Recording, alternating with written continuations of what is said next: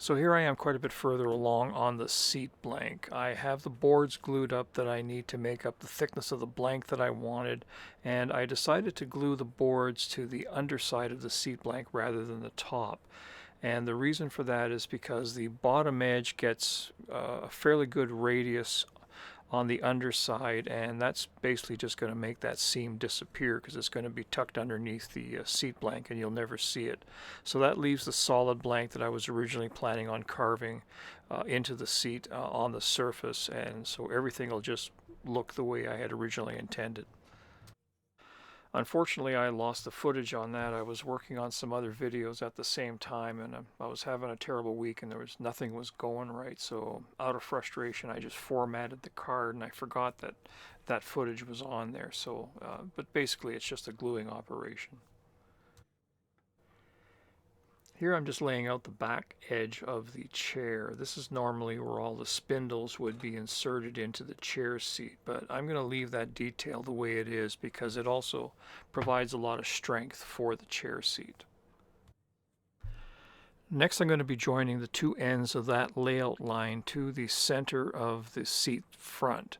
And basically, that line that I'm drawing in is the transition between the scooped out area of the seat and the front edge of the seat. So from that point going to the front edge is going to be rolled over so that it's not cutting into your leg. So everything inside of that layout line that I've just drawn is going to be sloping gradually down to this area of the seat, which is the full depth of the carving. So I'm going to start by carving this area down to the full depth or close to it, and then everything else is just going to be gradually sloped into that point.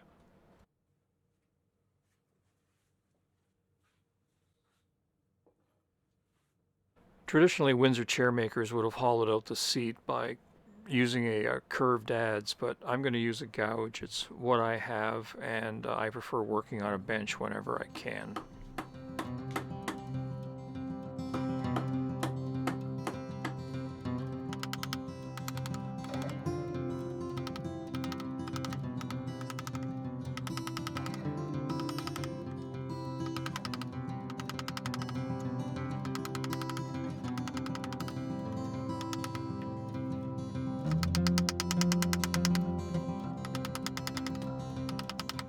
I'm also experimenting with some music in this video, as you already know, just basically to help you get through the long sections where I still want to show the process, but there really isn't much to say other than just doing the work.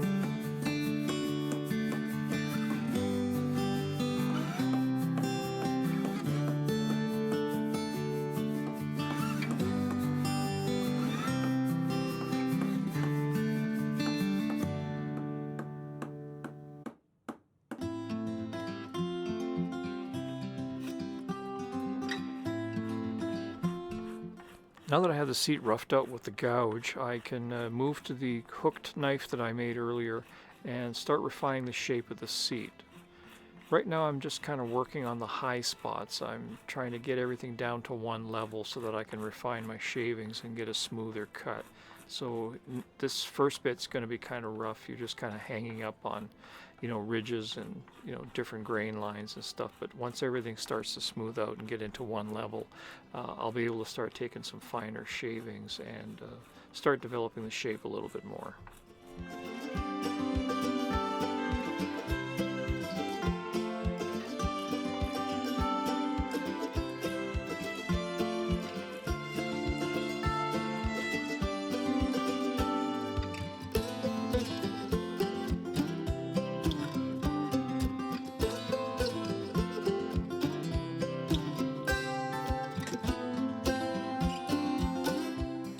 If you ever manage to come across a pattern maker's vise and you can afford it, don't hesitate to buy it. They are by far the most amazing vices out there. You can flip them, rotate them, do all kinds of stuff. Here I'm using it as a surface vise to do a lot of the refining at the end. I can just loosen the vise, flip it around, and just keep working.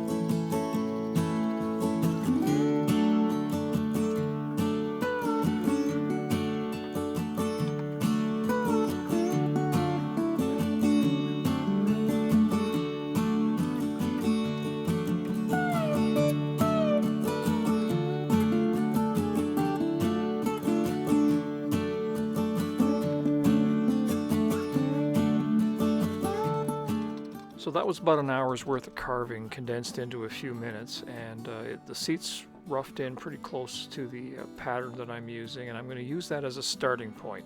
I'm going to leave it at that for a while. I'm going to use the seat. I'll sit on it for quite a while and see if I develop any sore spots and any areas that I feel need improving that, to fit my body. And then once I have the final shape done, I'll go ahead and put legs on it. Hi, I'm Dennis, and thanks for watching. If you have any questions, you can contact me by using the email address that I have shown here. If you like the channel and the work that I'm doing, please consider becoming a patron. Every dollar you contribute will bring me one step closer to being able to produce videos full-time.